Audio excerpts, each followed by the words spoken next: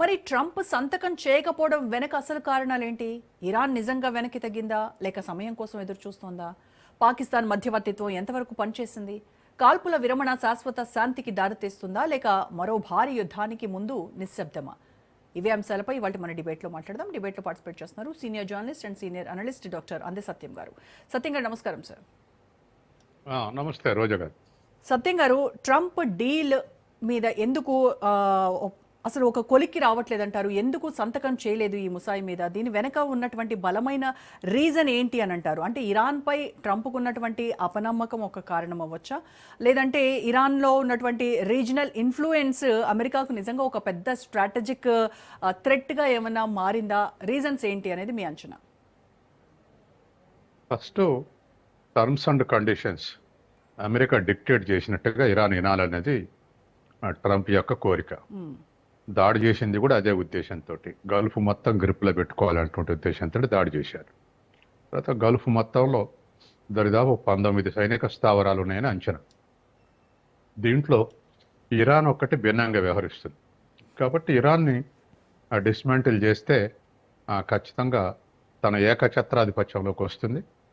ఒకటి గల్ఫ్ తను గ్రిప్ చేస్తే పరోక్షంగా చైనాని భారత్ని గ్రిప్ చేసినట్టే. ఎందుకంటే biggest importers, oil importers China, భారతే. ఇటువంటి పరిస్థితుల్లో సహజంగానే ఈ సందర్భంలో చర్చలు లేదా అగ్రిమెంట్స్ ఇవన్నీ కూడా ఇన్ ఫేవర్ ఆఫ్ అమెరికా ఉండే విధమైనటువంటి ఒత్తిడి కొనసాగిస్తూ ఉంది. దానికి ఏ కారణం, ఇది న్యాయం అని చెప్పే కారణం లేదు. అమెరికా మాట్లాడితే మీరు ఒప్పుకోకపోతే మేము చెప్పినట్టు ఒప్పుకోకపోతే మేము దాడి చేస్తాం అంటున్నారు. అంటే యుద్ధాన్ని పరిష్కారంగా చూపెడుతున్నారు. ప్రపంచం అంతా యుద్ధాన్ని పరిష్కారంగా చూపెట్టడం వ్యతిరేకిస్తుంది. ఈవెన్ రిచ్ కంట్రీస్, యూరప్ కూడా యుద్ధాన్ని కోరుకోవట్లేదు. వాళ్ళు కూడా ఈ ఆయిల్ సంక్షోభంలో మునిగి తేలుతున్నారు. అటు రష్యా సప్లై తగ్గిపోవటం, రష్యా నుంచి సప్లై తగ్గించడం, ఇటు హార్ముజ్ జలసంధి ద్వారా ఇతర మార్కెట్ల నుంచి బయటికి పోయే పరిస్థితి, సౌలభ్యం లేకపోవటం, వీటన్నిటితోటి ఆయిల్ రేట్లు వరల్డ్ మార్కెట్లో పెరిగితే యూరోప్లో కూడా పెరుగుతున్నాయి. దీన్ని భరించే శక్తి ఎవరికి లేదు. కాబట్టి ఇప్పుడున్నటువంటి పరిస్థితుల్లో పరిష్కారం కావాలని అన్ని కోరుకుంటున్నాయి. కాబట్టి అమెరికా యుద్ధాన్ని ఆపేసి చర్చలు చేయటం, సాధ్యమైనంత వరకు చర్చలు కూడా in favour of US conditions impose చేయటం, దానికి ఇరాన్ ఒప్పుకోకపోవటం, ఇటువంటివన్నీ సాగుతున్నాయి. కానీ ఇరాన్ మొండిగా ప్రతిఘటిస్తుంది. అది గ్రేట్నెస్. ఎందుకంటే ఒకటి, తర్వాత లేటెస్ట్ న్యూస్ ఏంటంటే శుద్ధి చేసిన యురేనియం ఒప్పజెప్పాలని ఇప్పటివరకు ప్రెజరైజ్ చేశారు. ఇప్పుడు వాళ్ళు ధ్వంసం చేసిన దాని కిందనే ఆ యురేనియం పడిపోయింది అని చెప్పేసి అమెరికా బాంబింగ్ చేసిన దగ్గరనే ఆ యురేనియం లోపల కూరుకుపోయిందని చెప్తున్నారు. దాన్ని బయటికి తీసే టెక్నాలజీ అమెరికాకు, చైనాకు మాత్రమే ఉందని చెప్పేసి మరొక వార్త. కాబట్టి ఇప్పుడున్నటువంటి పరిస్థితుల్లో యురేనియం పక్కకు పెడితే ఇక ఉన్నటువంటిది హార్ముజ్ జలసంధి. హార్ముజ్ జలసంధి ఇరాన్ పెత్తనం ఉండొద్దు అనేది అమెరికా కోరిక. ఇరాన్ తన పెత్తనం వదులుకోవటానికి ఇష్టపడలే. యుద్ధం ముందు ఏ విధమైన పరిస్థితి ఉందో అదే పునరుద్ధరించాలి. తర్వాత మా సావరెంటీని రెస్పెక్ట్ ఇవ్వాలి. ఇవాళ మాతో పాటు లెబనాన్ మీదుగా దాడులు చేయటం మానుకోవాలి. ఇజ్రాయిల్ లెబనాన్ మీద దాడులు చేస్తుంది. కాబట్టి ఈ లింక్ దగ్గర చర్చలు ఆగిపోతున్నాయి. కాబట్టి మా సావరెంటీని క్వశ్చన్ చేయొద్దు, హార్ముజ్ జలసంధి మీద మాది హక్కు, మాతో పాటు లెబనాన్ మీద కూడా దాడులు చేయొద్దు ఇజ్రాయిల్ అనేటువంటి దగ్గర కాస్త అటు ఇటుగా జరుగుతుంది. కానీ ఇద్దరి మీద ఒత్తిడి. ఎందుకంటే చైనా కూడా ప్రకటించిందిగా హార్ముజ్ జలసంధి స్వేచ్ఛగా ఉండాల్సిందే అని. అదొకటి ఇరాన్ లొంగి రావటానికి ఒక కారణం. రెండవది, అట్లాగే ఇవాళ ఇరాన్ సావరెంటీని క్వశ్చన్ చేస్తే మేము ఊరుకోవనేటువంటిది ఇరాన్ యొక్క ఇది. అంటే ఎప్పుడు దాడి చేయొద్దు, ఇప్పటివరకు ఆగిపోయింది యుద్ధం అని డిక్లేర్ చేయటం కాదు, ముందు ముందు కూడా మా సావరెంటీని రికగ్నైజ్ చేయాలి, మా జోలికి రావద్దు అనేది దానికి మధ్యవర్తిత్వం ఉండేటువంటి అమెరికా కూడా హామీ ఇవ్వాలి. ఎందుకంటే ఇజ్రాయెల్గా దాడి చేసేది.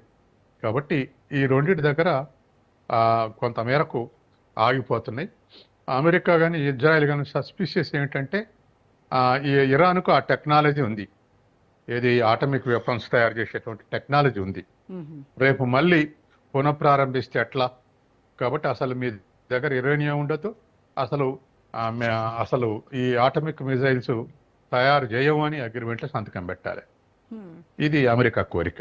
యా కాబట్టి ఇటువంటి తర్వాత IAEA నిబంధనల ప్రకారం ఎవరైనా యురేనియం ఉంచుకోవచ్చు, కానీ మిజైల్స్ కాకుండా పౌర అవసరాల కొరకు, విద్యుత్ కానీ ఇతర అవసరాల కొరకు ఉపయోగించుకోవాలనేది IAEA యొక్క నిబంధన.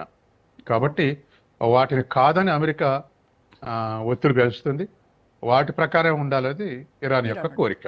యా ఇప్పుడు హార్మోజ్ జలసంధి కూడా అదేదో జస్ట్ కేవలం ఒక సముద్ర మార్గంగా కాకుండా అది మొత్తం వరల్డ్ వైడ్గా కూడా ఆర్థిక వ్యవస్థను కంట్రోల్ చేసేటువంటి ఒక గ్లోబల్ చోక్ పాయింట్గా మనం చూడాలి. అలాంటి దగ్గర ఉద్రిక్తతలు పెరిగితే ఓవరాల్గా వరల్డ్ వైడ్గా గ్లోబల్ సప్లై చైన్ పై ఎంత ఎఫెక్ట్ పడుతుందంటారు సార్?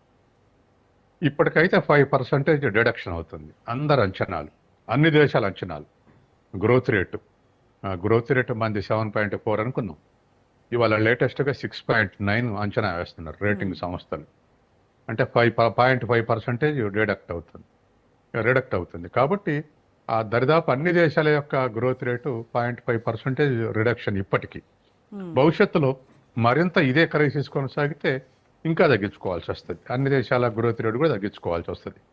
ఎందుకంటే హార్ముజ్ అనేది దరిదాపు ఒక మెడకాయ లాగుంది, అటు యూరప్ అమెరికాకు, ఇటు ఏషియన్ కంట్రీస్ ఆస్ట్రేలియాకు.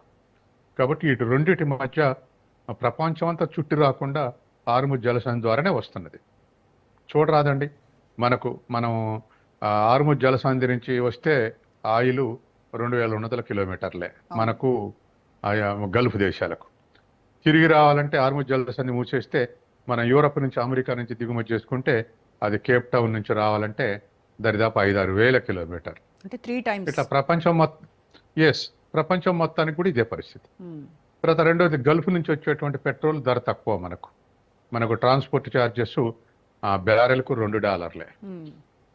అమెరికా నుంచి వస్తే $14.5 ట్రాన్స్పోర్ట్ ఛార్జీలే.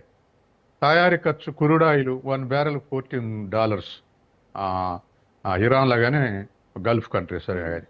అమెరికాలో $45 బ్యారెల్ క్రూడ్ ఆయిల్ బయటికి తీయటానికే. కాబట్టి ఇటువంటి పరిస్థితి తేడాలు ఉన్నాయి. అందుకని ప్రపంచం మొత్తం మీద ఇది భారం, చాలా భారం.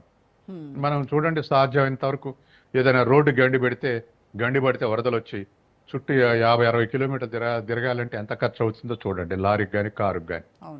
ఇది 1000 కిలోమీటర్లు.